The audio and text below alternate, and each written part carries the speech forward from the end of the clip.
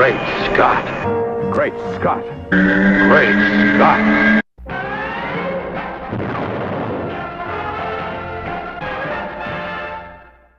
Hello everyone, and welcome to another evil, nefarious, dark, dangerous, unscrupulating episode of Great Scott. Thanks for watching. I'm Scotty V. It's good to see you. So, Jesse Eisenberg has been announced as being cast as Lex Luthor in the new Man of Steel sequel, the follow-up to the expanded universe that Man of Steel set up for us, the Superman / Batman / Wonder Woman, whatever movie we're actually going to get. More and more things come out every day to make it sound like it's not going to be a Man of Steel sequel at all, even though Lawrence Fishburne and Amy Adams are going to be back, along with Diane Lane and Henry Cavill. But we also have Ben Affleck, and we have Alfred, who, by the way, I actually think that the casting is very good. We'll talk about that at another time. But now, of course, we have the young Jesse Eisenberg, the 9-year-old Jesse Eisenberg, the run away from zombies and make sarcastic quips Jesse Eisenberg, the curly-haired, blonde-haired, young-looking boy, Jesse Eisenberg. He's apparently actually 30 years old, which I think makes him older than Henry Cavill, although I would have said Henry Cavill was older than him by at least 10 years, just because Jesse looks like a petulant little child. I actually like Jesse Eisenberg. I saw him in Zombieland, and I think I've seen him in one or two other things. I did not see the Facebook movie, which he was nominated for awards. I can't remember if he actually won any, and I'm sure he's a fine actor, and I enjoyed him in Zombieland. Zombieland was a comedy, it was goofy, it was meant to be zany and silly, and that was fantastic. But here's my thing.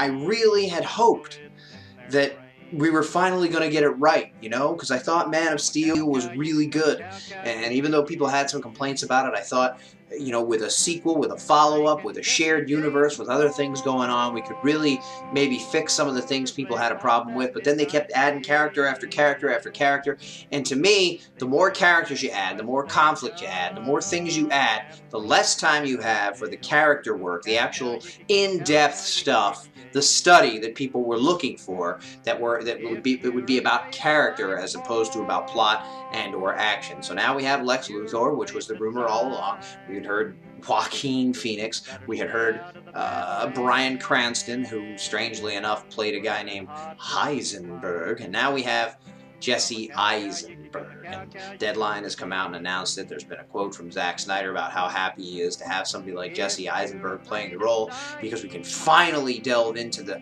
depth of Lex Luthor's character. He's not just a nefarious bad guy, but he's got great depth, he's got personality, he's got a backstory, he's got a reason for being who he is, and we can really, with an actor like Jesse Eisenberg, we can really explore that, and for the first time, blah, blah, blah, blah, blah.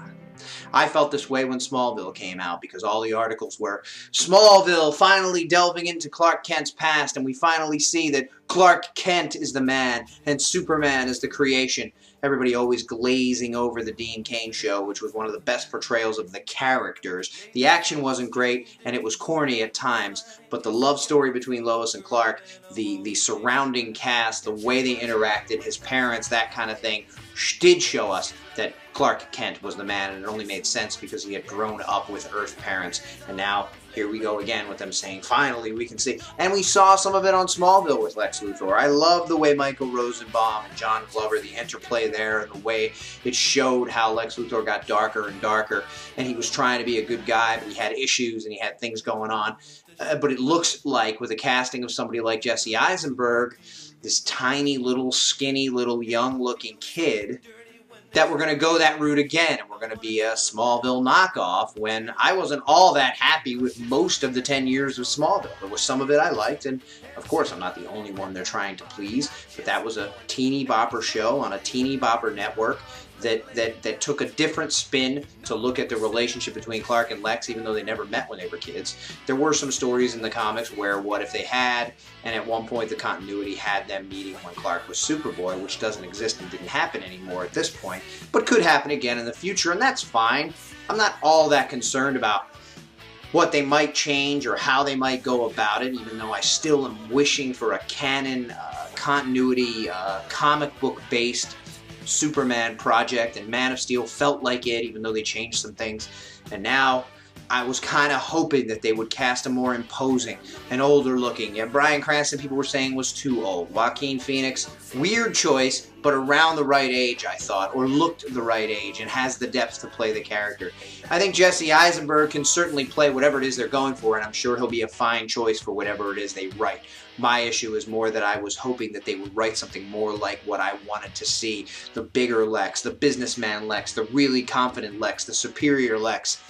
And Eisenberg can play some of those things, but I don't know what his size is, but he looks like he's about 90 pounds, 9 years old, and 4'9". I'm sure, and I have no offense, Mr. Eisenberg.